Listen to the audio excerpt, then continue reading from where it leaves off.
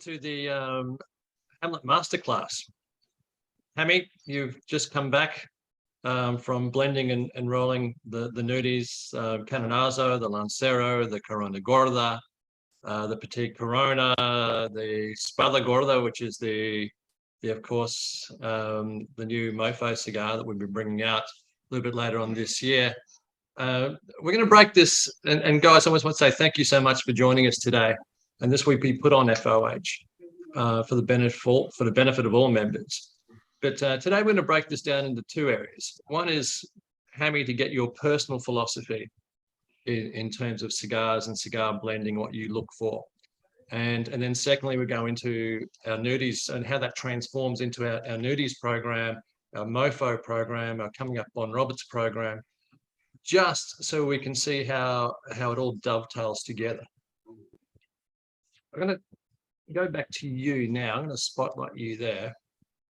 And I'm going to ask, first of all, you've been in Naples, Florida, what now, 7, 8 years? 8 years. How's life? How's life in Naples? You enjoying it? You loving it? You hate it? What do you love? What don't you like? I mean, as a Cuban, just coming to, I always say the same, and I'm never gonna get tired to tell the people what the feeling is, because I mean, I don't wanna be, uh, I don't, it's hard to know how freedom feels like when you been not born in a place that you never experienced that freedom. So, but I can give you kind of like an explanation. So imagine just that you wake up every day and you have plans, you have goals in your life, you have desires to do something, and there is something always going on that you cannot do it. So there is somebody that doesn't know you, doesn't know the way you are, doesn't know how do you feel, doesn't know how good or bad you are in what you're doing, but they just simply decide, no, you cannot do this and that, and that's day after day, and staying in this country and open my eyes, and there's no walls in front of me. So sky is the limit. It's not a cliche. It is the limit. Like I believe in my own experience that whoever is living in a free country, as I am now, uh, you stop fighting for what you're looking for and for your goals when you just get tired and you don't want to keep going. But it doesn't matter how old you are, like there's always a possibility, there's always a chance if you really want to go for it. That's the way I look at it. And trust me, I meet a lot of people around the country and around the world that they're just complaining and I cannot do this, I can do that, and I'm looking at them like, how do you? I mean, you don't want to do it because you don't want to do it. Don't say it's not anybody else's fault. It's just like if you want to do it, just go for it. Like there is not limitations here. And if one door closed, you open another one, and then if that closed, you open another one. You just try. You got to be a fighter. You got to be persecuting uh, your your dreams and your goals, and that's how I feel. Like uh, even though I was sometimes doing it wasn't my path, but I always felt here free, and that's a very good feeling. Let me tell you guys, it's a really really. I mean, I cannot describe how the feeling is. It's just like it's life. I don't supposed to be born in a place that I wasn't free. I mean, as a human being, and now that I can enjoy that, I would. I've been enjoying every second, every single second of my life here as a free man, and I would do it until I die. Like, and it's just really really good. Even in the bad day, if I want to bring back my bad day to a good day, and just thinking, you know what, man, you're free. There is always a chance. So there is another opportunity. There is a tomorrow. So tomorrow, let's see what happens. So I always try to. Sometimes it's harder than the others, but that's a very good uh, base that I have to always go back and it could be worse if I wasn't here, you know, if I was back in Cuba. So that I use Sure. that a lot as a pusher, you know. Can I, Hamlet, Ken's got a how question. different is the experience that you've had to what you thought it'd be when you first arrived? Well, remember, in my case, I'm not a typical general Cuban that never been out of the country, Sure. and you just get like in shock, you know, like wow, you know. I mean, it happens to me in a few cities in the U.S., but don't forget that I was traveling for pretty much 20 years around the Sure. world. So I've been to a lot of countries, amazing countries, including Australia. You know, I've been all over Europe.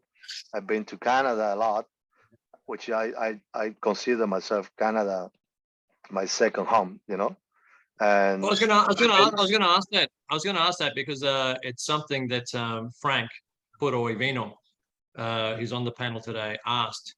You chose the US over Canada. I know you've got great friends in Canada, and Canada was your first stop on your way to the US. So, and you could have stayed in Canada, no doubt. Why did you pick the US over Canada? actually our me, my ex-wife, and my, you know, our plan was, basically my plan was to stay in Canada. I love that country, man. I love that. I love that country. And I have a very good friend of mine. He's a lawyer in Canada. So in one of the trips that I was doing with my family, I told her, you know what, we ain't gonna go back. We're gonna stay here. And she was like, whatever you say, I'm gonna follow you. So I called this friend of mine, and then I brought him to the hotel that I was staying. And we got a little chat, and I said, listen, how much do you have to pay you just to help me out to apply for asylum here in Toronto, you know? And then he's like, listen, you're my friend, so I ain't gonna charge you anything. I'm gonna do it with a big pleasure. But, and I'm never gonna forget this that he told me. So he's like, but Canada is not like the US. If you stay here, I'm gonna help you with that. You're gonna make it, but you gotta take Cuba, put it in an envelope, and put it under your mattress. You cannot go back to Cuba anymore, because how the hell you're gonna go back to a country that you're running out of? So if you wanna do that, and at that time, you know, I have 3 kids, so I was only coming to Canada, and I was in Toronto with my youngest one, but I still have my other 2 previous kids in Havana, and my main goal was to bring them all to have a better life here, you know, and to just grow as a free man, you know, 3 kids and then free men.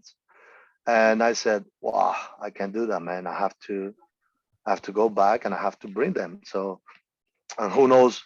And I knew I have to spend at least a year just to become a green card holder in the US. And then after that, I was able to come back, and it wasn't an issue here. It's not an issue here.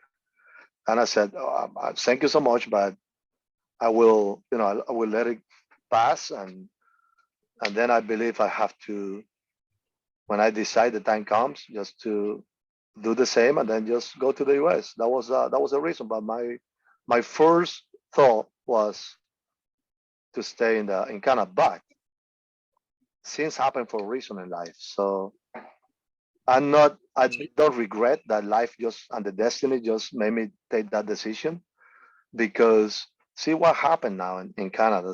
So my life as a tobacco industry guy, it would be like really tough if I stay in Canada. And I wasn't. I know 100% that I wasn't able to achieve all that I did in these 8 years that I've been here in the US. So I mean, it is what it is. But deep in my heart, you know, like I really, You're fucking I really wanted to stay there. You know. I'm going to ask you a question. I'm going to ask you a question. So you head down to Miami, Fort Myers. You hook up with Rocky. You had a great relationship with Rocky. You've done so much work. That initial 6 months, initial year, where you're handling non-Cuban tobacco, specifically Nicaraguan tobacco at that time. Wow. What was I mean, they're so different, yeah? Non-Cuban tobacco, Nicaraguan tobacco, Cuban tobacco. What did you think in that first 6 months, that first 12 months, when your job is to make magic, yeah? That's your job. I mean, you're a master roller, you're a fantastic blender. Your job is to make magic with what you have. What were your So challenges in that first I 6, would 12 months? a lot.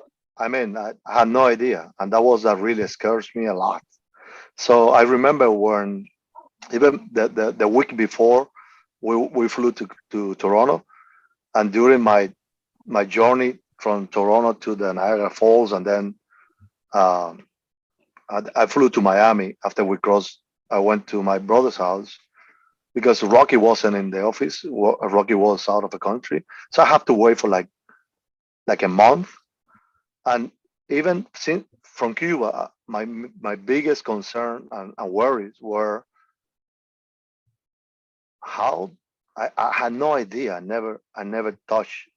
I never been in front of a non-Cuban tobacco, and that's what I have to deal with. So I was really worried. I was scared because I have no idea. I have not experienced. I never tried. I never smoked it at all. So, and I was just like praying, like I wish any tobacco that I can find that tell me that you can work with me, you can do something with me. So that was my concern for this almost 2 months. The one previous before I crossed, and then after I just touched it. And I remember when I begin, when I went, I couldn't get out of the country, so I couldn't fly to Nicaragua or Honduras or anywhere. So Rocky brought me tobacco from all over the world, like honestly, from all over the world, even Indonesia tobacco, from the Philippines, Panamanian, uh, Cameroon tobacco, Nicaraguan, Honduras, every single tobacco, pretty much, Dominican tobacco. So, and I remember, of course, I called the factory and I got a background. So what should I mean, something that I can work with. I don't want to be, like hunting here. What is going to take me forever. So the guy that runs the factory there told me, listen, just try with Honduran and Nicaraguan. So when I did my first, when you want to know about tobacco and that you have no clue, as I didn't have, we have to try as a blender each individual leaves and see what the flavor is, what the strength. Every we trying to catch every single detail as much as we can of every single individual tobacco. And as soon as I did that with the Honduran tobacco was the first one. I don't no, it was in Nicaragua. And I tried and like, okay. So I tried another one, a different one, like Viso, Seco, Ligero. And then I went for Honduras and I was like, okay, so let me do something quickly here, a blend, and see how they work together, what the flavor is. And when I tried that first one that I did, and like I remember I just look up and said, God, thank you so much. I can do something with this. So because honestly, when I touch it, it seems to me like I was touching mainly with the Honduran and Nicaraguan in the Visos and Secos. It was like I was touching Cuban tobacco. They look the same. They they feel the same. Kind of like they don't smell kind of the same because Cuban tobacco is kind of like sweeter on the smell, but it was not that far in the case of Honduras. I got more sweetness in the Honduras side, but I got that nice smell also and texture. So, but I said, you know what? Now from here, I can do something with this. So that was in, my first impression with that. Hamlet, this So, might be a bit of a silly please, question. sorry. You talk about the smell of it, the feel, the touch. To me, I would imagine you try the blends, you roll them up and you smoke them, and that's how you'd find out whether they work. But there's more to it, I take it. There's touch and smell and that. How much of it is the actual smoking what you've prepared, and how much of it can you do through touch and feel and smell and so on? You can, I mean, you can, to be honest, I will give you the same answer that I give to a lot of people around my almost 31 years. I know my 31 year in this. And I was working in the retail stores in Havana, and I got this question of like, is this fake or is this real? And I said, well, I can tell you so much about what I'm looking at and what I'm touching.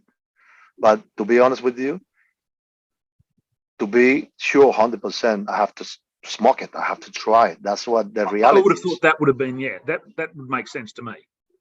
I mean, the tobacco should, it maybe looks beautiful, even better, good looking, and the texture is better than the one that I was manipulating for my first 25 years. But until I put them together and do this, I will not Can't know do it.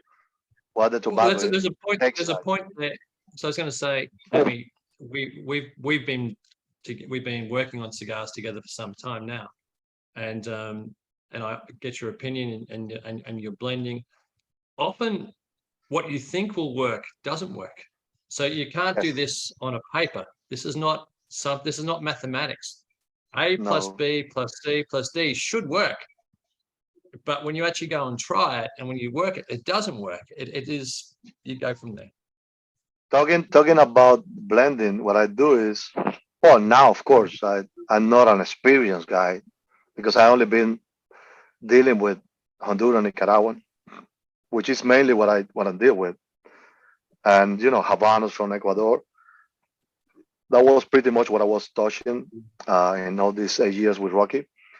Uh, Now I have a way better idea, but still I never gonna know the final answer until I put them together.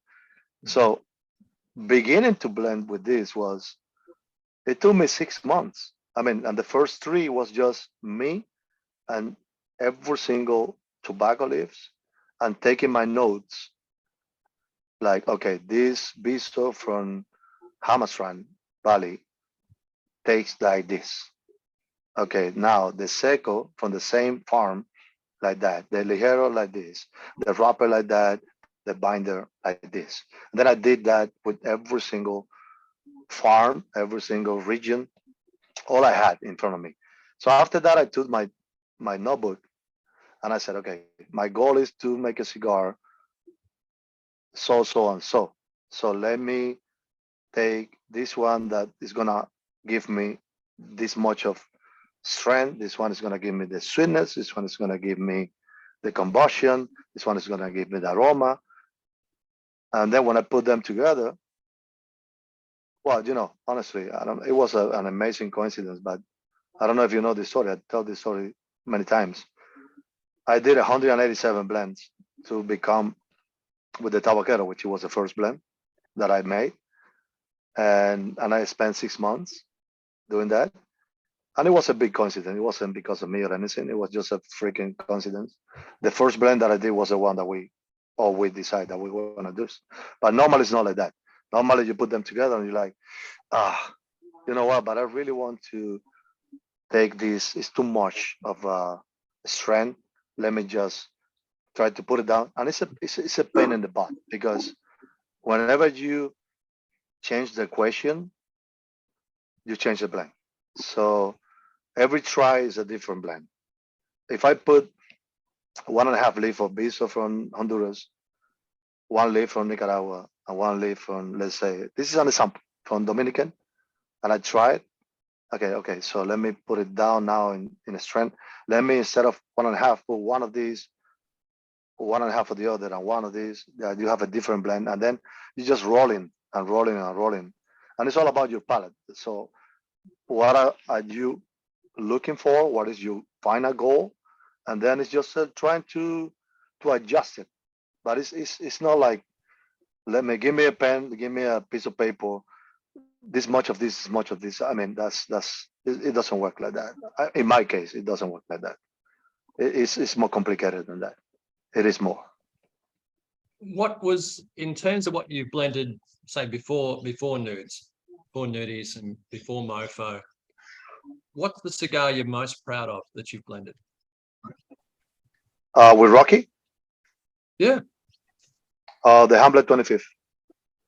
Hamlet 25th year. So what happened was that I'm coming from Cuba, and everybody was expecting, including myself, to just keep going with my background and make something as close and similar as I was doing for 25 years.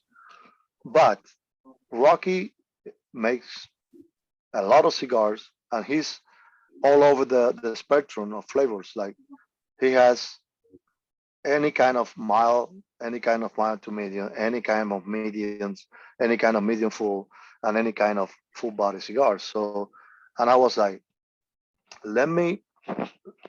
Most of you guys know me for many years, and you very used to what I roll. And even back in Cuba, when I was doing costume rolls, my costume rolls were not the same as any other costume rolls that any other people did, because that's my goal all the time. My biggest compliment, and I'm never gonna get tired to tell people, it is, oh wow, this is different of what I smoke. I never tried something like this. It doesn't mean that it have to be the best that you have or the best that you will have.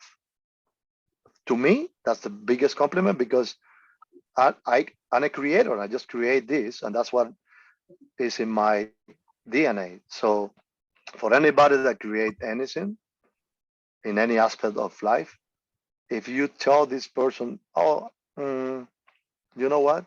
Yeah, it's very similar to, I don't know, Monte Cristo number 2. I mean, I take it because it's your opinion, but to me, it's like, shit. I mean, I didn't want to do something that it takes like something that is already in the market. Yeah, that's even more difficult. So my decision was, and join this wonderful company with a lot of prestige, well known around the country and around the world. So I just wanted to bring my flag, my Hamlet flag, and said, let me go and make something that it doesn't taste like any Rocky Patel cigars. And I went all the way to medium full with a flavor, with aroma, but in the medium full side, which, if you think about it, is very wrong, because that segment of cigar smokers is just the smallest one. Most of the cigar smokers around the world, but even more in the US, they are in the range of mild to medium. So that's what the market is, the big market. And I said, I don't care. I just want to do this, and it was a success. It was a success, because I remember at the trade show, uh, my cigar, I mean the container, when they sent it, it got lost. So that container was all around pretty much. I mean, it went from Miami to Philadelphia, from Philadelphia to I don't know where. So we just got the container like a day before the trade show. So these cigars were not ready to go. So and I and I have to say thanks to Rocky and his brother. They were very, they know what they're doing, in the marketing side and also in cigars. So I said, they said, what do you think? And I was like, well, man, I believe we should not give this away, because I don't want, first impression is first impression. I said, so what do you want to do? I said, don't worry. I would I would assume the problem. I will stand there. We're gonna show how the boxes looks like, but I would just talk to people. I'm gonna tell them the truth. I'm gonna tell them that cigars are not ready, and if they want to buy it, they buy it. If not, they gotta wait until the cigars are ready. And for my surprise, we we sold, like, it was the best seller in that trade show out of all the Rockies. So that was really good. It was a very good feeling. So I believe people were reading, even most of them didn't know me. They were reading my background. I was doing a lot of interviews at the trade show, and they just, they gambled with me. They were like, no, you know what? Doesn't matter. Give me 20 bosses. The other one came, give me 30 bosses and this and that. So, and it was a success. So after that, 2 years. Then Rocky was like, "What? You know what? It's time for you to make another cigar." And then I said to myself, "Well, now I'm gonna make something that as close as I can of what I've been smoking my whole life in Cuba." And I did the Hamlet 25th. And I was, and I am, and I will be very, very proud and happy of what it came out of that blend, because it was very close. It was really, really close, but still had some, it was kind of like up and down, bringing you to like, hey, here we go. Hold on. It takes like Cuban, but then it was like in and out in a Cuban flavor. And but I was very happy with that. I was really happy. That's the one that I that's it. That's my baby. That's the one that I really like the best of what I was doing. I've got a couple of your 25ths, and I do enjoy smoking them. I think that was your crowning achievement at RP. It was a fantastic cigar. I'm going to ask you, because we've known each other for over 25 years, and since we've been sort of working together, we do butt heads a lot in our meetings that we have in Miami. Yeah, and we enjoy it. When we say we butt heads, we laugh and we swear at each other. And when we're coming to blending, one of our biggest obstacles, initially at least, now we've got past it now, is that I'm looking for certain flavors, I'm looking for certain experience, and in the end I just said rich and sweet, because when it comes to saying I'm really getting some beautiful notes of honey and cane sugar through here, I'm getting some beautiful chocolate notes coming through here, Hammy, I'm getting some beautiful coffee notes coming through here, you used to look at me as if I had two heads. What the fuck? What is this coffee? What is this chocolate? What is this rubbish? You guys, how do you assess a blend? I look at it from strength. I know how they do it in Cuba, is that still the way you look at it? You take me through your processes, your mental processes. What are you looking for? Okay, so before I answer that, I would tell you that it took you so long to describe our relationship for more than 25 years, and you can resume that in one word. We are brothers, so we are family. So next time, just you can avoid that and say, he's my brother and his brother. So it's everybody understand what brothers mean. So, and you are. So now I can answer you. Okay. So this is a funny story. When I jumped from the factory, from the galera, to work with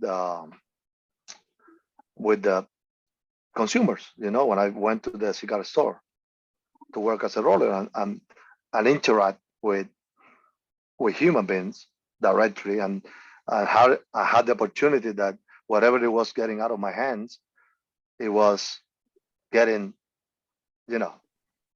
an opinion on the other side right away, and they gave me that opinion direct to me. And I remember my first day working in the shop. I was rolling the same. I was doing Lusitanias for somebody. Somebody ordered me like 150 or 200 Lusitanias. Somebody that knew me from the factory, and so I'm doing my Lusitanias one after another with the same blend that I was doing. And this guy came and asked me for, okay, so I need something that tastes like, I know that it's a funny story. I will not say that now, but I will not reveal the country of origin of this guy, but it was very funny. And because I don't wanna hurt feelings. So this guy is like, well, I'm looking for something that start with strawberry and then some notes of, and while he's explaining this to me, and keep going with the same blend that I was doing, one after another. And I said, I'm getting you. Yeah, just let me know. And then I'm just catching you. Yeah. And then in the middle, takes like white chocolate with peanuts. And then at the end, like flowers. I'm like, I got you. So I finished that Lusitania, cut it, lit it, give it to him. And as soon as he just put it in his mouth, he was like, oh, wow, that's what I was looking for. Can I have like 100 of these? So I'm like, okay, that was that guy. Then the next guy during the day was like, this takes like, I mean, like vanilla and then like uh, grass and leather. And my head was like, what the hell? Like after I talked to like 10 people during the day, I was like, oh man, if this is gonna be like this. And then I was smoking one of them and I'm like, I am feeling any of this shit, like where does these people come from? Like I don't get it. So I remember the next day, this morning, before I went to the shop, I came back to the Masterclass factory and I went to talk to my teacher, was an old guy. And I said, Tony, man, I'm worried, bro. Like what's going on, man? He said, what happened? It's like, well, I explained him. It's like, bullshit. Cigars are mild, medium, full.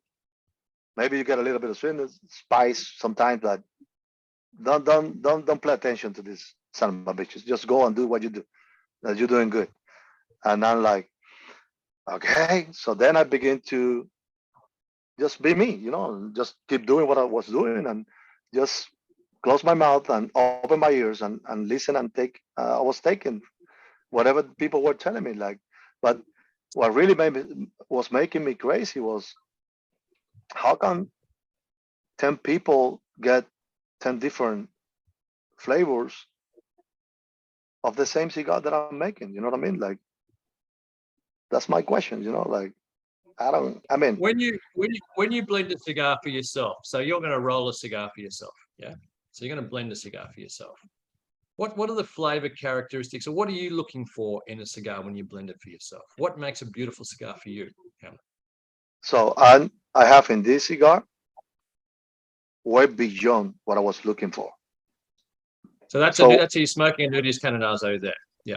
yes. So I mean, me, Hamlet, number one, I love a cigar, no matter who makes it or who give it to me or where the cigar is from, that give me a nice welcome.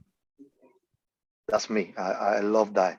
I love, and I use this anytime I do events. I said I want a cigar that say, hey, my name is Hamlet. Uh, let's let's talk. Let's have a nice conversation. And I love the cigar to give me that, and then from there, making me to get in love with the cigar, with the blend. I love a lot of aroma. I love sweetness in the tobacco, and I love a progression. Slowly progression. I hate cigars that they're flat. I hate that. I hate monotony. I hate to begin smoking a cigar and have the same note, the same flavor all the way until I burn my lips. I don't like that.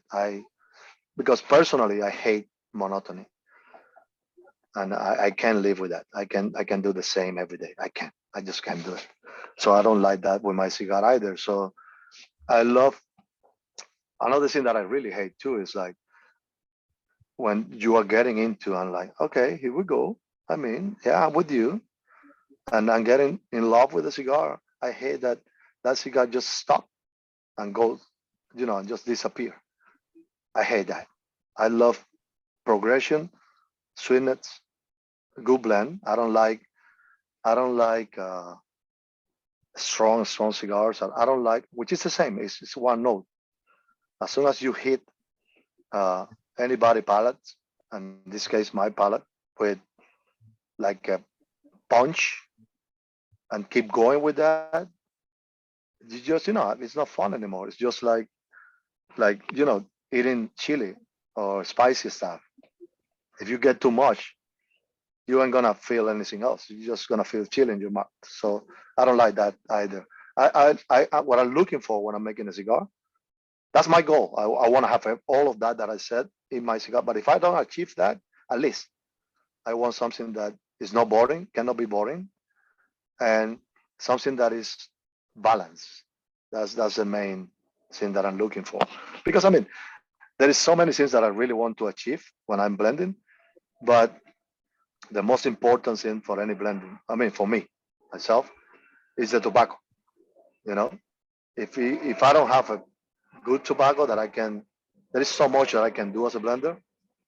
But I mean, the main thing is the tobacco itself, the leaf. You know, the quality or the con- the characteristics that this tobacco had. Otherwise, you know, I'm a blender. I'm not a magician. You know, like if you give me something that there is so much I can take out of the tobacco. You know, but my goal is that just even though if I cannot achieve sweetness but I always gonna try to make something that is well balanced, that it doesn't go off to one way or another. That's my main goal all the time.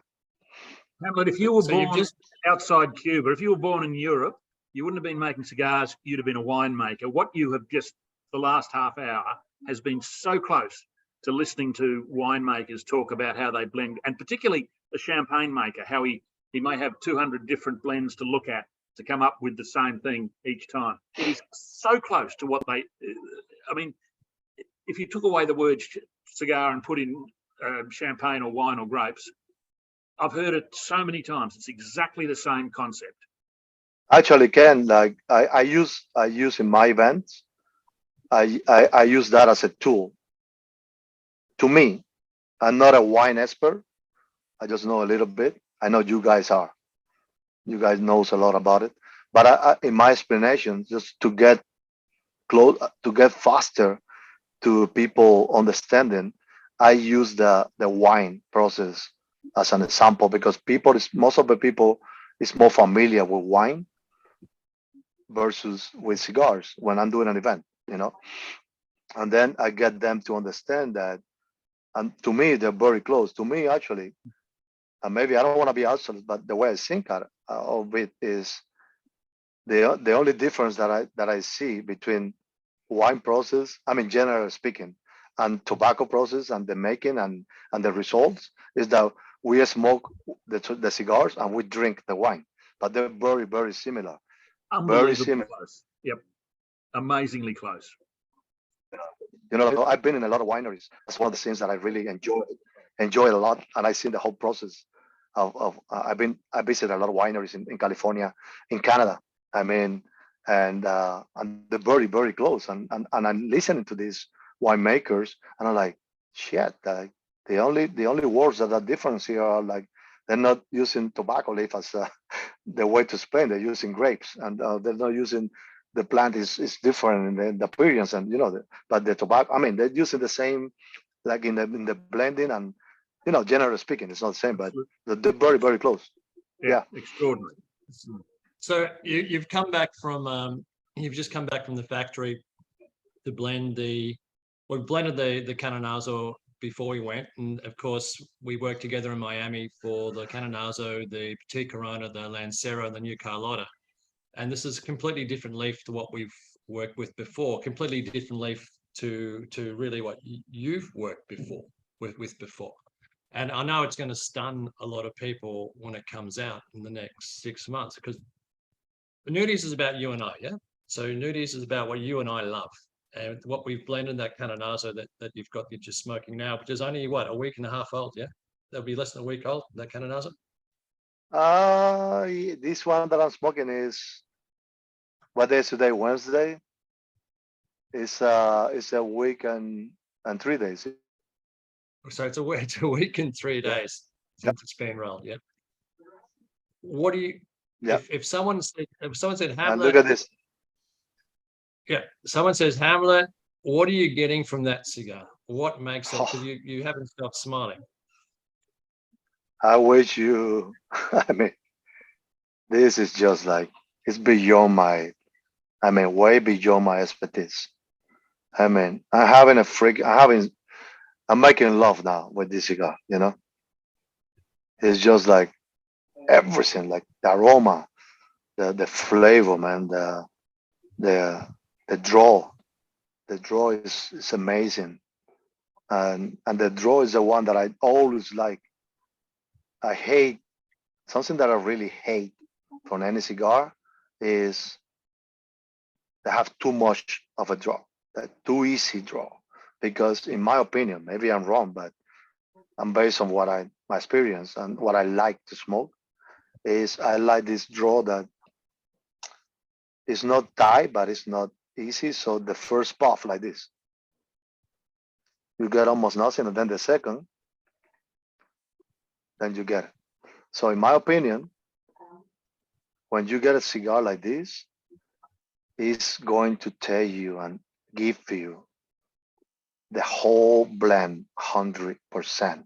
You will enjoy it every single second, how this blend develops, the the the the balance and the consistency on the measure on the mix of all the leaf.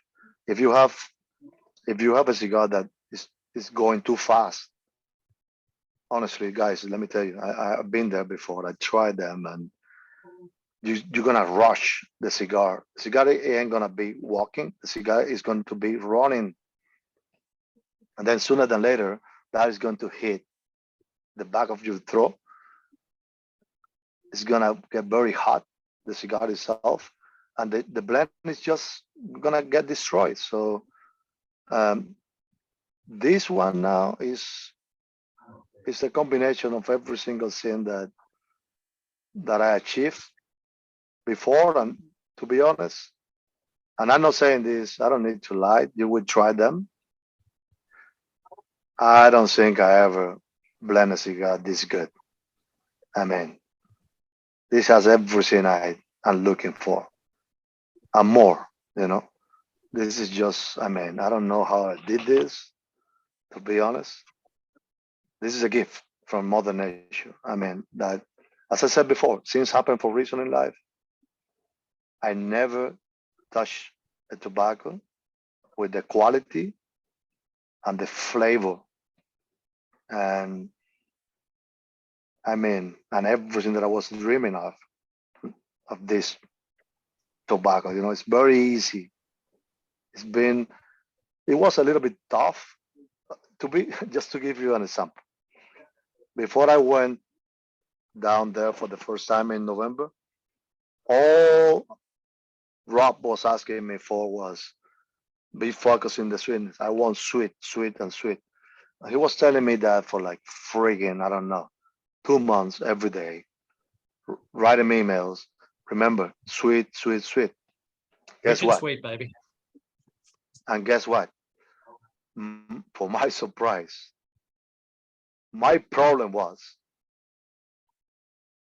to neutralize too much sweetness because it was too much.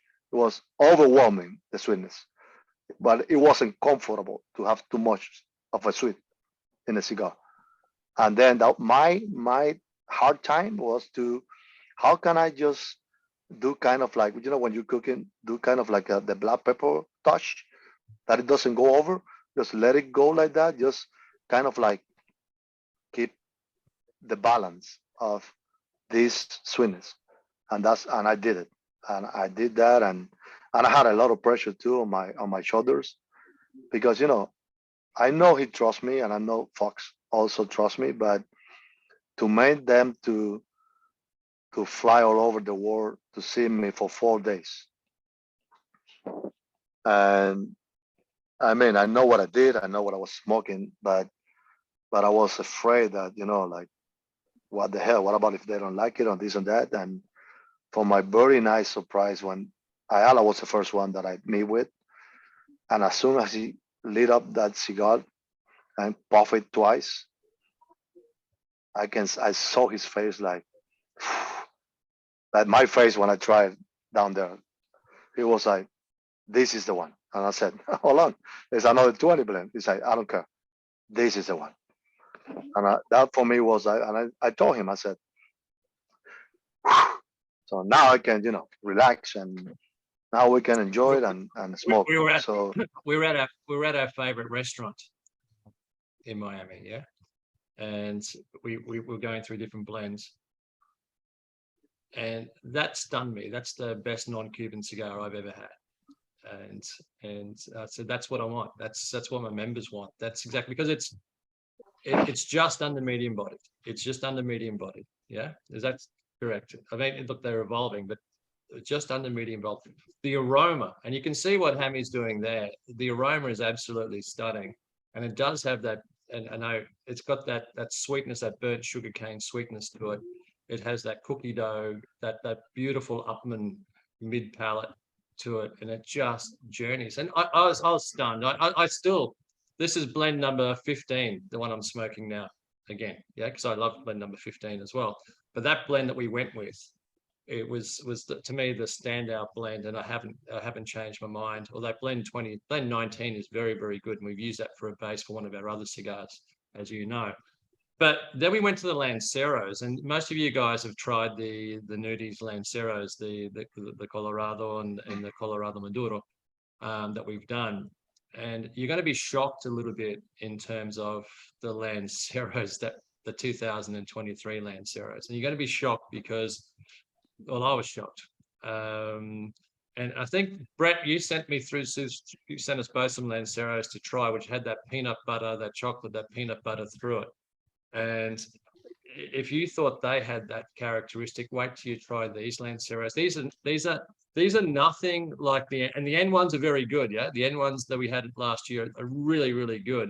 That thing is beyond good. That is, yeah. This is dynamite. Rob, you remember a few weeks back, we were doing it for a video, but I don't know that he ever put the video up. And it was one of the trial Nudies. The 2021 trial Nudies, yeah. Yeah, and Canonazo, whatever it was. Do you remember which blend that was? I know you said you were moving on. Yeah, that was 2 years ago, and that was way too strong and peppery. No, but again, I always revisit the one we did a month or 6 weeks ago. Yeah. That was that didn't make the final playlist for us, and I still have a humidor full of everything that we've made, that we've made since day one, everything we've made since day one, because I want to see how they evolve over time. And you need to try cigars over time, because what Hamlet's smoking today at a week and 3 years of age, it'll be a different cigar. Have the same DNA, but it'll be a different cigar in 18 months' time. And when people say, how do you think they're going to age? I don't know. Mind you, I think all the tobacco in there is 4 years of age, if I remember correctly, Hamlet. It's all roughly 4 years of age of tobacco. This one? Yeah. Oh, this one has a different treatment for good. Yeah. This one is, I mean, I was amazed of what they do in there. I mean, they don't do what everybody does. They just do more and more and more just in order to make the tobacco to get better and better. The leaf, you know. The fermentation is really interesting, and it is very interesting. Yeah, these guys that we're working with really specialize in that fermentation aspect of it. And then what they do also is after they take normally, which is not wrong, it's just right. After you take the tobacco from the pilon that is ready, you put it in the bales and it's ready to go. You send it to the factory, it's been aged, it's been fermented several times. The tobacco is perfect when they put them in the bales. It's ready to rock and roll. It's already been aged for at least 3-4 years. So what these people do is they do an extra pilon, like a small one. They call it burritas. Well, you don't need to do that. You know what I mean? But they do it. So that's what makes this leaf to even get better in quality and in flavor. I mean, it's amazing what they do. It is amazing. You can feel the difference in your palate that you're smoking something like wow, like it's just like, I mean, you have to smoke it to be in my shoes right now and enjoy this to see what I'm talking about. It's just something. It's a wow. It is a wow. Like Brett's got a question on the blending process. Brett? Well, I have a couple questions about the blending process, but I wanted to follow up on something that you just said. So, is one of the ways that you're achieving the flavor that you're looking for working with people who are uh, changing the fermentation process based on characteristics that you're looking for or that they're looking for and happen to do really well? And then the other question I had was, how do you start a blend? I mean, do you just start smoking a whole line of tobacco? Do you start with a blend that you think might taste good and adjust it from there? What does day one of blending look like? Okay, so in the first one, I mean, I'm not a farmer, so I have to follow whatever they have. I cannot change the way I respect a lot how people work. I don't, I don't think I ever tell anybody, well, you don't ferment this like this or that. That's their job. That's what they, I believe in life, everybody knows what you're good at. So, and I respect their work. I just go to the factory and I begin to deal with what they give me. So it is what it is. You know what I mean? I can maybe tell them like, hey, can I have another bale and try? But you got to be very careful because you don't wanna you don't wanna intend to tell these people like you're not working well. You should ferment this longer or whatever. It's just like give me. They're always gonna give you the best they have. You know, as I always wanna give you guys the best blend and the best cigars that I make. And then I mean it's up to you guys to choose like if you like it or not. Then answering you the same question, that helped me or not uh, to make it easier for me to blend. Of course, if I have well fermented tobacco and tobacco that is burning well, smell well, has a good aroma, and it's all based on how they treat that tobacco and how do they storage that bales and the tobacco itself. That I mean, but that is something that I cannot imagine that you want to revert 4 or 5 years back. You can't. It is what it is. That's what you have. It's Yeah. like wine. You have a year that you have a very good crop, and I mean, and you made the top wine, and the following year it was raining too much, or it wasn't raining enough, and that changed. You're using the same farm, the same grapes, and that wine from that particular year is not as good as the one for the year before. So it's very similar with tobacco, and pretty much I'm very easy going with that. There is always something that I can do to mix them up or down and just get the balance.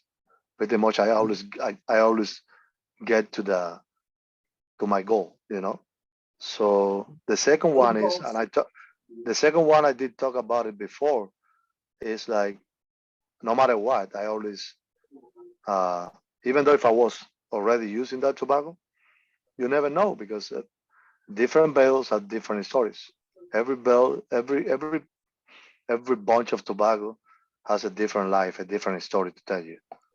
So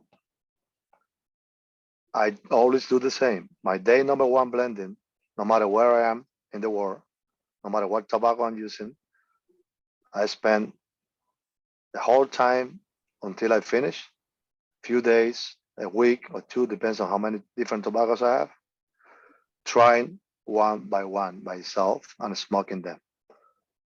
Okay? Of course, if you're dealing with the same tobacco day after day and you're not changing that, it's easier because you already know how this particular tobacco from this particular farm it takes like. So you don't need to, you're not forced to do that. But still, I do it once just to make sure that okay.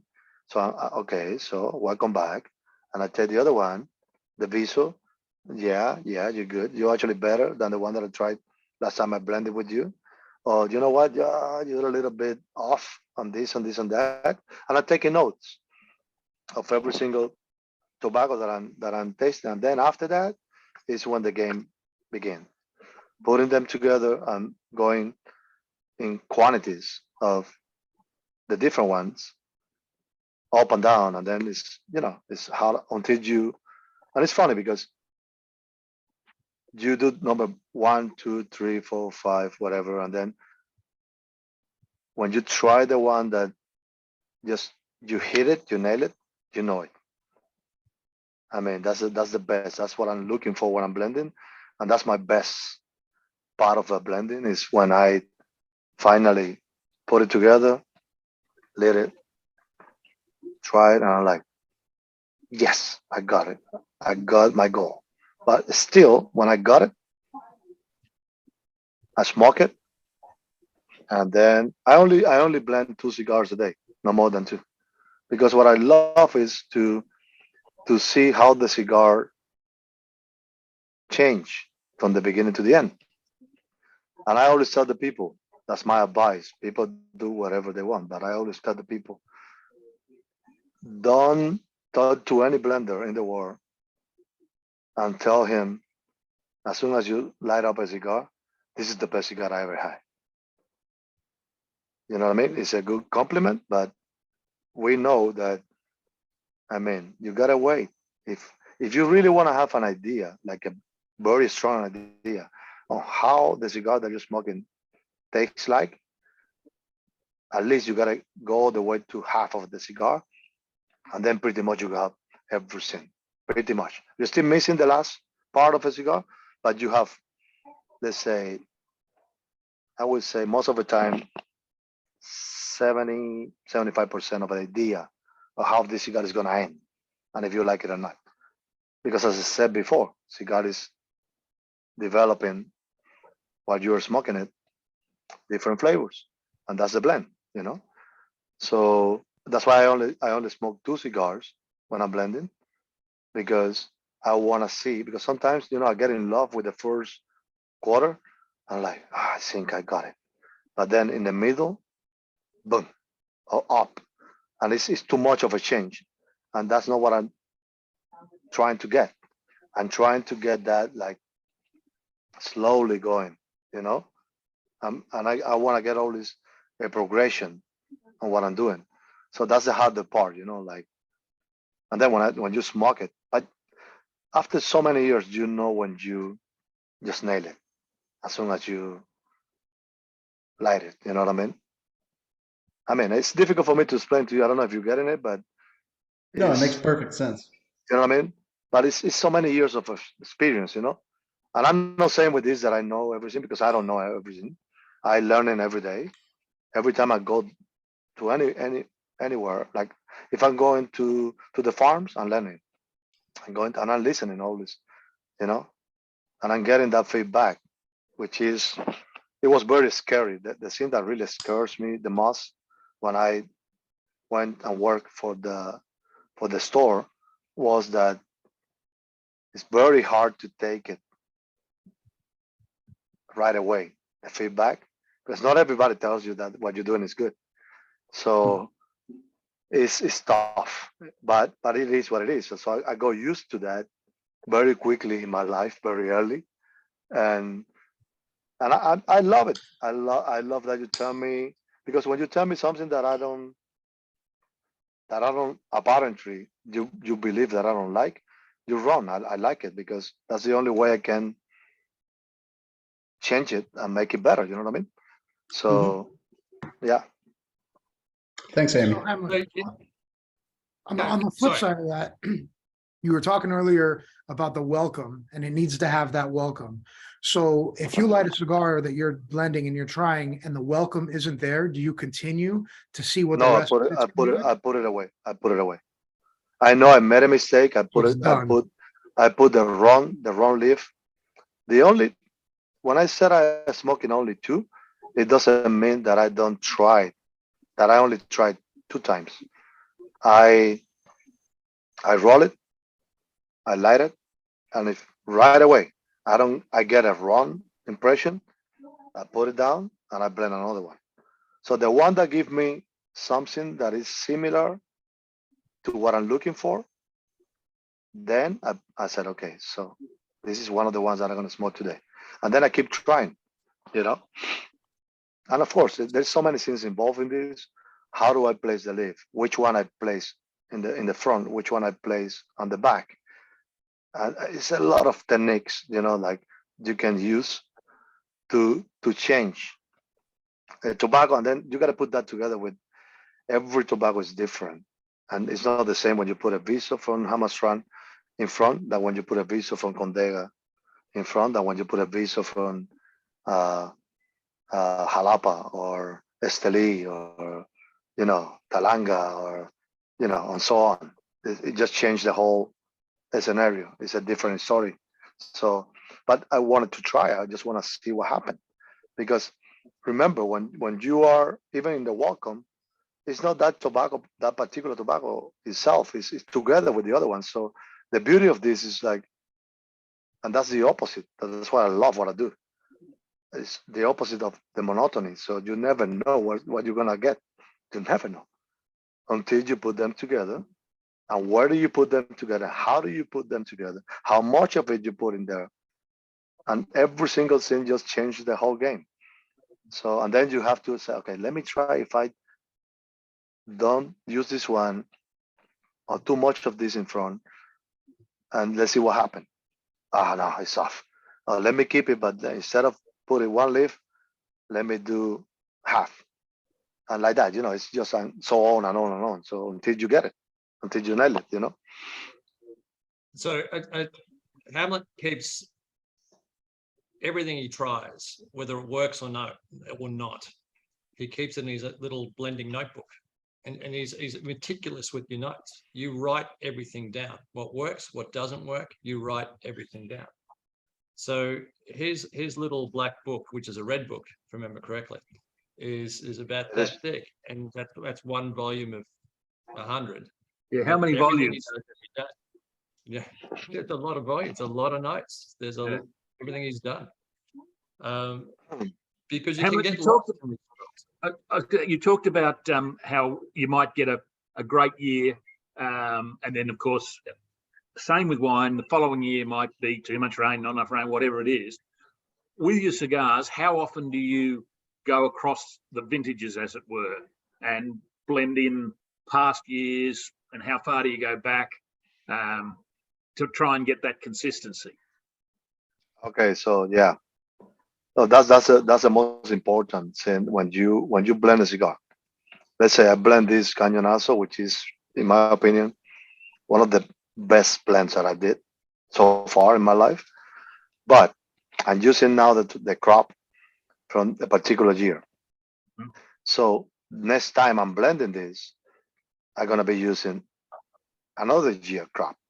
Yep. And you can apply this to any brand around the world, Cuban and non-Cubans. If you want to keep the same consistency and same flavors of what you did, it's mandatory. You have to reblend the cigar year after year. Mm. Technically, you have to do it. You have Yeah. to do it. Tobacco, it doesn't react the same year after year. Sometimes it changes a little bit that we cannot, I said the consumers cannot get it. So it's kind of like in the same flavor profile. So it's not a big deal. But most of the time it's a big deal if you keep just with the same blend. So what I do is, for example, if there is a blend in the market the following year that is using different tobacco, I go down to the factory, I take what we're gonna be using for this year, and I blend it with the same proportion of what I did the year before, and then I smoke it. Most of the time, it doesn't taste the same. So what you do is, okay, so I get in, it's too weak compared to what I was doing last year. So, and then you begin to play again just to bring it up to what you wanted. But when you're bringing this up, maybe you got to bring the other ones down just to match it. So technically, you got to you blend it again. You're starting from scratch again. And You but know? what you're talking about is across the same year. You're not saying, okay, I've got lots of 2019 in this, but I'm also going to put some 18 and 17. You're talking about you'd be 2019, and then the following year. No. What I'm talking about is when that tobacco is gone. Yeah. You know, Yeah. and then you have not that tobacco that you used before to work with. You only have the new crop. You know what I mean? Like Okay, when I said that that, answers the question. it's the tobacco that's been aging for 4 years. Yep. The other one is gone, and now you got to begin to use the following year So you don't that is keep already 4 years reserves. old. You don't You know keep what I mean? reserves that you could then use at a later stage. No, you can keep it, but if you're using it and it's selling well, that is a sooner than later you're gonna finish that. You know what I mean? Sure. Yeah. So no, I you're gonna base your blend on something that you know But is getting even to if the point that it's gonna be gone. even Ken, if you've got a great supply of tobacco, the fact that that tobacco is a year older, Yeah, if you bring exactly. it back, It has to be adjusted again. that's Exactly. also This moved. is It's also moved. exactly like Yeah. making non-vintage champagne. Yeah, you need to go back. So I mean, and also, Ken, you're right too. You're right too. You don't. Let's say you use 5 different leaves to make that blend. Maybe you still have 3 of them, but you're gonna begin to work with the next generation of the other 2 until you finish with that. Then you have to blend that. When these ones are gone, you gotta reblend it again and bring it back to what you did. Yep. I know what I did. I know what every single brand that I did tastes like, and my job is to bring that blend to what I did, and I know how it tastes like. So I have that in my palate. So I know how the Tabacero tastes like. If we talk about Rocky cigars, I know how the Tabacero tastes like. 25th Liberation, 2020. I know all these blends by heart. So and they haven't. To give me one, I tried. No, this is not what I did. Oh, this is what I did. You know what I mean? So and then when I'm blending, I just taste it, and if it doesn't taste like, I gotta keep going until I get the same flavor. It's like a winemaker knows what the grapes taste like, what he's got in barrels, etc. It's so identical. It's amazing. It really is. But one thing I'm curious about, because I've been having the same thought as Ken, that this reminds me a lot of the way that non-vintage champagne is blended. But I also know that you guys, as Rob just said, are kind of reimagining the Lancero. I don't know if you're going to call it the N1. Is that something that you guys are hoping to do moving forward, rather than making the same cigar like most manufacturers do, as long as it sells, to kind of reimagine the different ones every year or two? What are you asking? You asking for different size or different blend? No, if you're going Same- to essentially same cigar. reimagine the blends. So let me go back. I think that comes back to our concept for what Nudies is, Brett. So our concept is to make the ultimate cigar in whatever we're doing. So for the first time in this year, there'll be a ribbon around the cigars.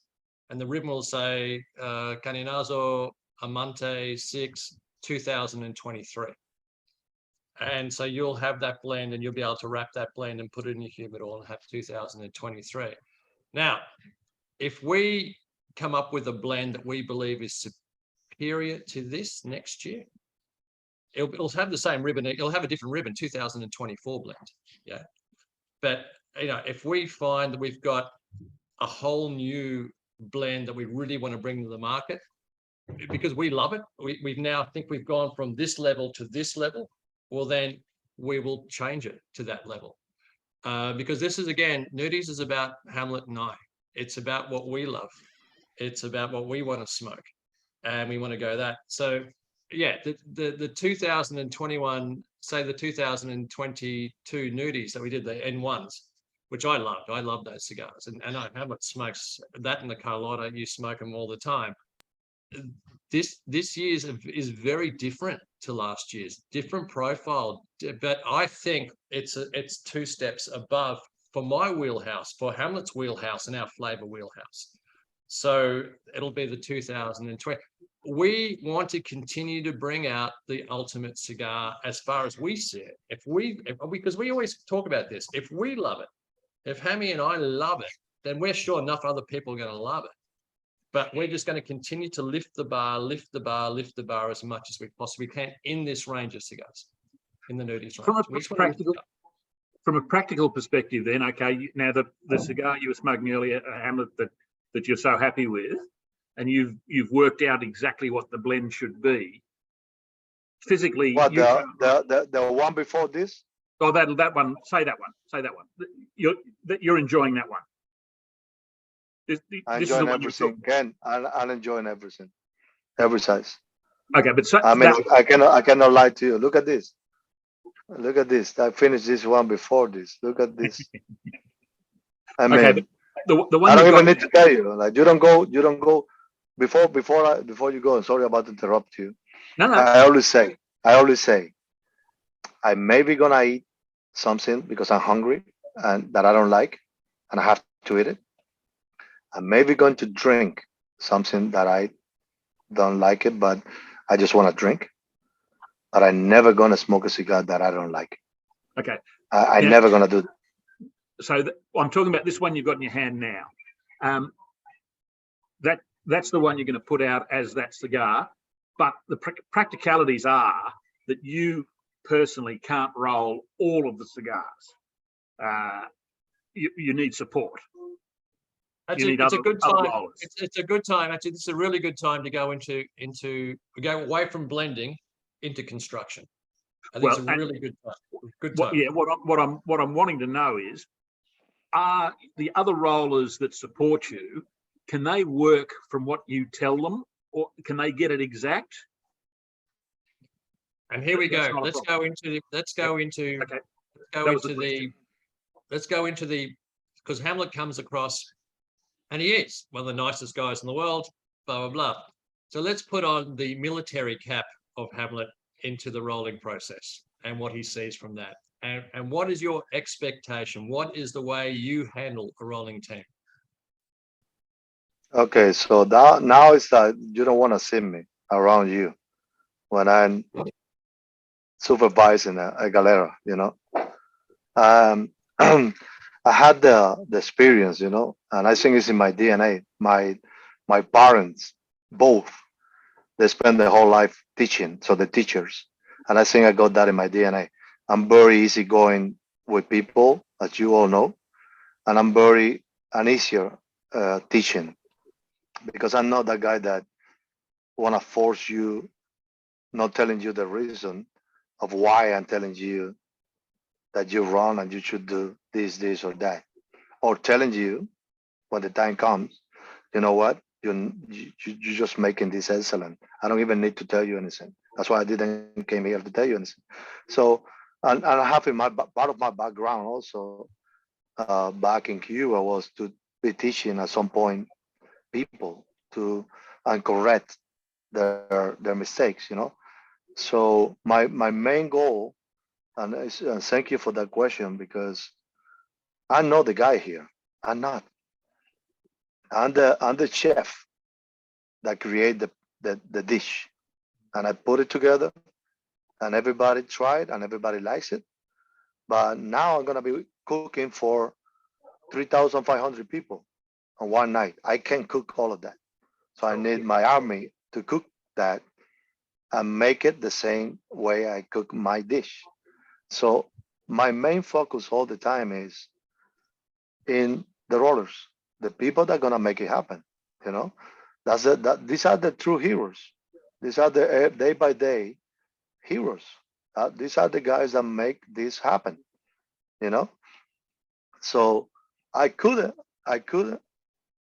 I mean, I can go there, blend the cigars that you guys gonna taste, and do the testing with out of my hand cigars. I don't want that. I don't even want to smoke what I did myself. I know what I do.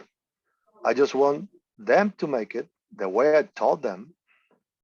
And then when I believe they're reproducing, they're duplicating my blend, then I'm very happy. And then this is the cigars that I take. These are the cigars that I take and give it to you guys to try because that's a reality. That's what you're gonna be trying if you like it, and we'll go for it. That's why it's gonna be in your hand every time you decide to go for it. So So day my one, main day one in the Galleria. Day one, new blend. You come in. This is what we're making. This is what we're doing. What do you do with the tank? day one in the galera is I go there and I said, And remember, these guys work, and that was one of the questions that I read. These guys work in pairs. It's totally different than Cuba, which is, as a teacher, is really good. It's easier for me. Half of them are just making the fillers, the bunching, and the other half, they only put in the wrappers. So what I do is, okay, everybody comes here. I have a seat, and I know how to do everything because as we do in Cuba, we bunch and we put the wrapper on it. So, which I'm so happy that I was I was a student in the Cuban school, which is, in my opinion, really good. So, and then I said, okay, look at what I'm doing, and I bunch the cigar, the fillers, I put it in the binder, and I put it in the wrapper. That's what I want you guys to do. Okay, and then number one, I show them that the person, they don't know me, so they don't know who the hell I am. That's kind of like putting my teacher flag, like in the moon, and say, you see what I just did? So now listen to what I'm gonna tell you, to each one of you, you know. And then most of them, that just happened last week. You guys know, I don't know if everybody that is in this Zoom meeting knows that I roll cigars free hands. So I don't even need the molds or the press to make a cigar. So normally the whole process in Cuba, from the beginning to the end of a cigar, it takes pretty much around 40, 45 minutes until you bunch it, you put it in the press, you press it for like half an hour, and then you take it out and put the wrapper on it. So I do the whole process in like 4.5 minutes. And the cigar looks like the same that came out of a mold. And that's something very impressive for people that never seen that before, even though if you're a roller. If you're a roller, it even impress you more because you're like, what? What just happened here? And I love to show off a little bit before I begin to tell them what to do and how to do it. You know what I mean? And that's my pretty much number one day in every galera that I'm gonna be that guy. You know what I mean? So I just make sure that they see that I'm capable of do everything, do it well done and fast. So after that, I just got that roller to roller respect that it doesn't matter what I am anywhere in the world. This is something that only rollers we know. That it's like if you, I don't know. I believe musicians. I'm not a musician, but I've been with a lot of them. I have a lot of friends that are musicians, and I see reactions in a good or bad way when they listen to somebody else playing, and they're like, "Holy shit, this guy's nailing it!" They know. I don't know. To me, it's like wow. Or sometimes I'm like, "Oh shit, I'm enjoying the music," and they're like, "Oh man, this guy is killing. It's just destroying this piano." So only a pianist knows what the other one is doing. Only rollers knows what the other one is doing in a good or bad way. So, and the good thing about all these years of my career is that I can put myself in their shoes because I was there. I came from there. I came from the table making hundreds of cigars every day. So I know how they feel because I was there for many years, you know, and I made them to feel that way and I always said, I'm not here to make your life miserable. It's the other way around. I'm a roller. You're talking to a roller like you guys. I was doing what you're doing, and I'm still a roller. I'm never gonna stop being a roller until I die. So, and I just first number one, I show them what I want. I show them that I'm capable to do every single thing in the table, and then I said, okay, so now go back to your places and let's do it. So then I said, okay, you're a buncher. You got to do this, and I just watch. They know the blend, and they gave them the blend. So I see from one to another to another to another how they are making my blend. And I said, okay, so stop right there. Don't put too much of this piso because it's too much for this blend, and put a little bit more of this seco, which is the right. So okay, so finish this one and do one by yourself. So I'm bringing everybody to what I want. Now I'm gonna go to the people that is wrapping the cigars. They call it the rollers. And I'm just watching and watching. I said, okay, so after I see that they do 2, 3 cigars, I'm like, okay, so now get up. Let me see. Okay. So you gotta devein the cigar. You know, if you don't do it, look at what's happening. When you roll it, the vein is gonna be underneath of the wrapper, and it's gonna look gross. It's not gonna look as clean as. Then I turn back and I said, look at now. When I take it out and I roll it, look at how clean, how beautiful this cigar looks. So, in other words, what I'm trying to tell them is like to explain them that there is a reason behind every single correction that I'm doing to them, which at the end of the day is going to help them to make a better quality cigars, to work faster, and to earn more money. Because don't forget, all these people, they don't get paid by a quarter; they get paid of as many as they do every day. So mainly I do that, and at the same time I said, listen.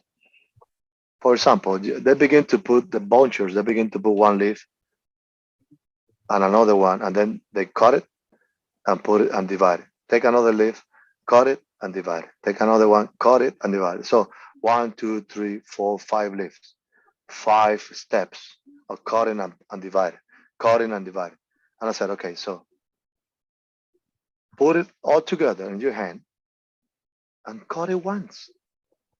You put that on the table, you divide half of it and put it on the top, half of it at the bottom, put it in the binder and go. So I'm taking out of your shoulders 4 steps that you don't need to do. It's not gonna be better for you to get rid of 4 steps that you don't need to do, or you. And in this way, when I get to advise them for making their life better, it's up to them. Because I always said, there is no one roller that works the same way as the other. I don't care. I just care about that the result is the same. I don't care how you do it. If you want to do 25 steps and get to at the end of the day of what I'm looking for, do it. You're gonna make less. You're gonna spend more time in every cigar, but you're making a good cigar. If the next person is taking my advice and is avoiding out of the 25 steps, he's avoiding 12, this guy's gonna make twice the cigars that you're making. So and they get it, like most of them, they get it, So at So the end of that's all kind of this, like So what I I do. was just going to say, Ken, before I just going to jump in. So day one is about getting the roll right, the bunching right, the wrapper right. Because we're only working with 5 pairs generally. We're working with 5 pairs. So it's not a huge operation, 5 pairs. So you got to get them to buy into the process, to buy into the blend and buy into the process under supervision. And also at the same time, Hamlet rolls his cigar and gets them to feel the cigar. He goes, that is where we're going to be. And they say, well, that won't draw. That won't draw. They can't draw. Then Hamlet. No, I just made them to feel it. Gives it to one. Gives it to one. Feel it. Yeah. But I also made them to smoke it and feel the draw by themselves. So they're all smoking at the same time. What we're doing. I want them. I know. And my main goal is them, but my -1 goal, which is before the number 1 or 0 goal, is the manager, the one that is gonna be me when I left. That's always my goal. And this guy that we have right now is amazing. I in this week I just got him to not to my level, but of making and details, but and I was amazed. Like I got him from like he didn't know me, and I think I got him in like 80% of what I want him to be out of 100, which is really good. so at the very end of it all, once you've gone through the whole process and you've got the guys on board, they're making them to the best of their ability, how different, or would you be able to spot the difference between what you've originally made and what they end up with? Will there be much difference, or will it be so small it doesn't matter? It doesn't matter because that's my goal before I That was my goal that- before I left. so I that's the couldn't end left result. I couldn't left my journey and coming back here if I didn't achieve that, because otherwise I didn't do anything. I cannot ask them to begin to produce something that I'm not happy with, that is far away from what I create. So So if you've got the one you made and then one that they've made to the best of their possible ability after the whole process, would you be able to spot the difference between yours and theirs? yeah, but I believe only me would be able to feel that different. Okay, that's what that was the question. You know, Ken, there is honestly, even the ones that I make or whoever is making the cigar does one after another. There is no one cigar the same, exactly the same as the other. It's impossible, because don't forget, this is not a food recipe that you weight the same amount of grams and put it together one after another time. This is all about feelings, and there is no one tobacco leaf that is exactly the same in texture, in length, and in thinness as the other one. So, but your hand doesn't care about that. Your hand just cares that if I'm making a Lancero, which is 38, my hands and my fingers are telling me, stop it. We got the 38 here. So maybe I put a little bit less of a viso or a little bit more of a seco, but it's so small the difference. I'm just going deep to answer you the question that is you cannot perceive that change of the flavor when you put them together and then you smoke it. So that's a blend. But technically speaking, going all the way to the bottom of the deep inside, there is no one blend 100% exact the same as the next one. But the difference is just so little that you cannot feel it. You cannot perceive that. No, it's impossible. Thank you. So the cigars that we're smoking, the Hamlet smoking that I'm smoking at the moment, are rolled by the rollers. No use us smoking cigars that are rolled by Hamlet. We have to make sure we have to continually test. So continually the cigar you're smoking at the moment, Hamlet, that wasn't one that you rolled. Oh, okay. I told you. Yeah. I told you. I know. Because you know what I do, Ken? When I roll cigars for myself, and I know in the factory, and I said, you know what? I feel like I wanna smoke so and so. I have tobacco. I put it together the way I want it, and I smoke it. So Okay. but this is my cigar that only me is gonna smoke. But when we go into production, as I said before, when I was talking about, I'm not the hero here.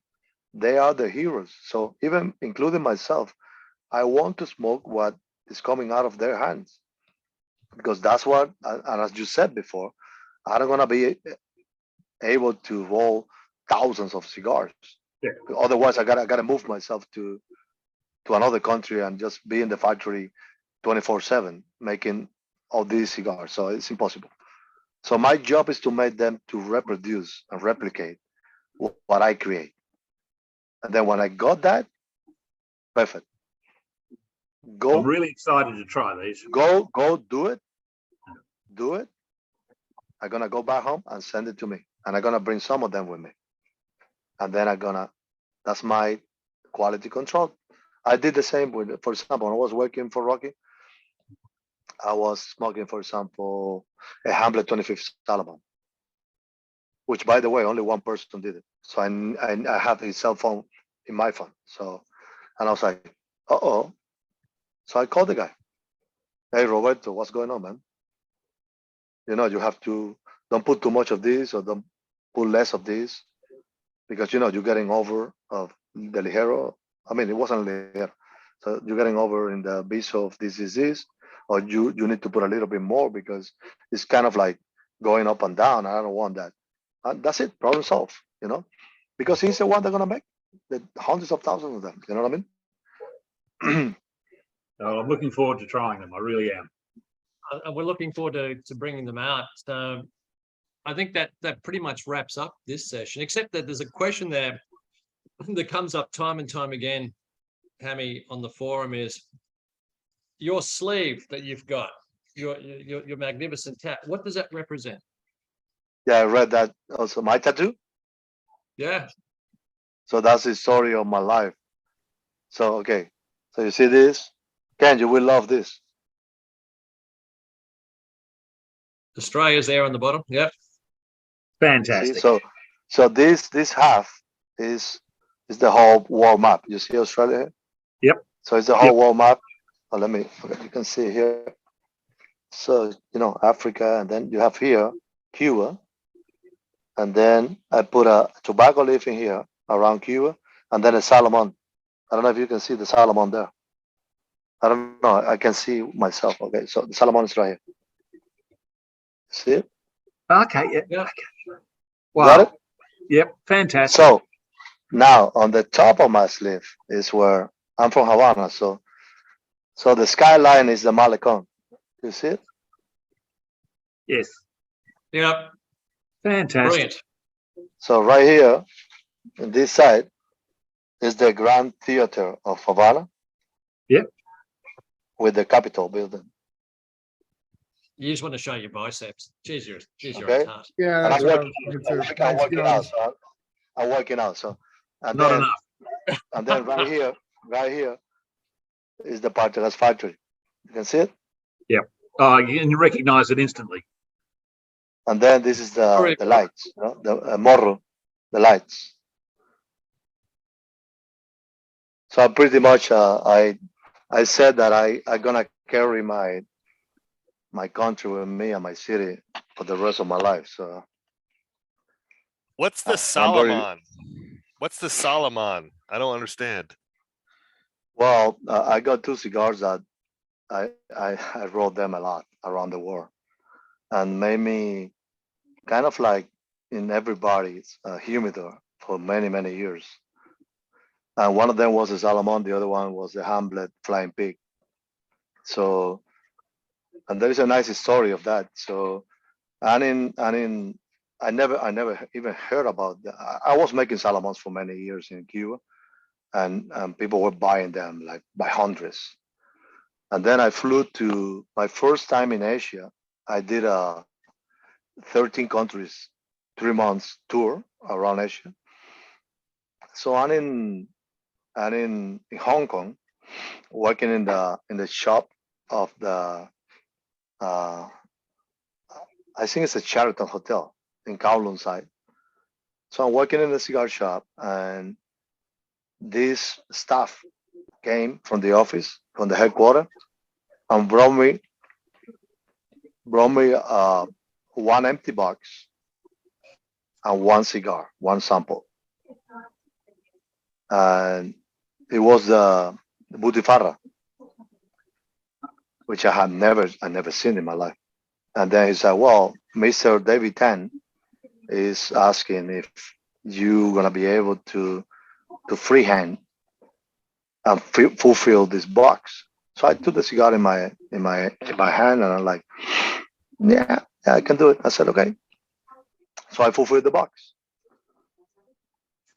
The following morning, when I got there, I have another 4 boxes empty of the same cigar. So I fulfilled them again, and I received a very lovely red envelope as a cents, for my work. So and I was intrigued, like holy shit, because that cigar it wasn't that good looking, and I actually replicate the same size, and then I came back to Havana after my 3 months tour, and I remember I came back early January. So in February during the Havana festival, I got the same Chinese was in Havana as a part of a Pacific Cigar Company. And he's like, "Hey, Mr. David won 100 cigars of the same one you did in Hong Kong for him. And I'm like, yeah, for sure. So I began to roll them. He said, I'm gonna come back in the afternoon just to see how you're doing. I'm like, yeah. So I began to roll it, but I made a mistake. So the flying pig is a little bit thinner on the head, and a little bit bigger on the foot.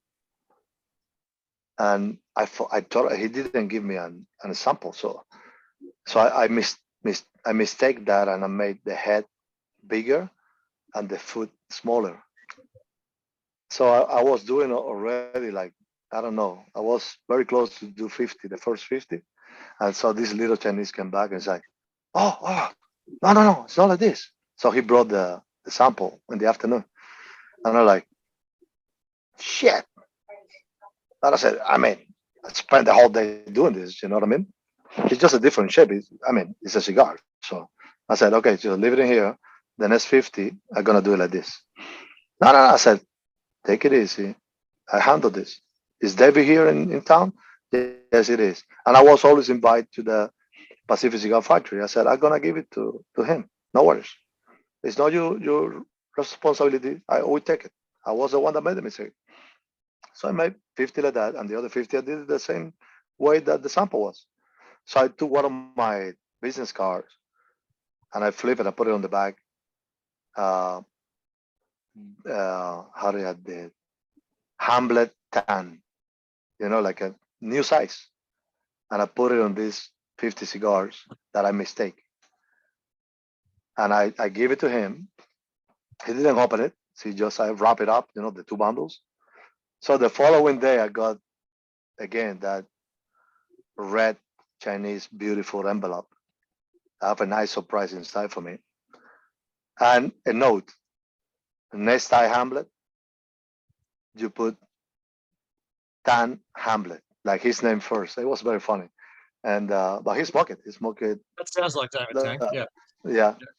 So I'm very happy that I got a chance to meet him personally, and spend time, and it was really. I have a few stories with him, and personalities. Yeah. That's for another telecast that we'll do. But can I say, to do flying pigs freehand, free roll, is probably the hardest thing in the world of cigars.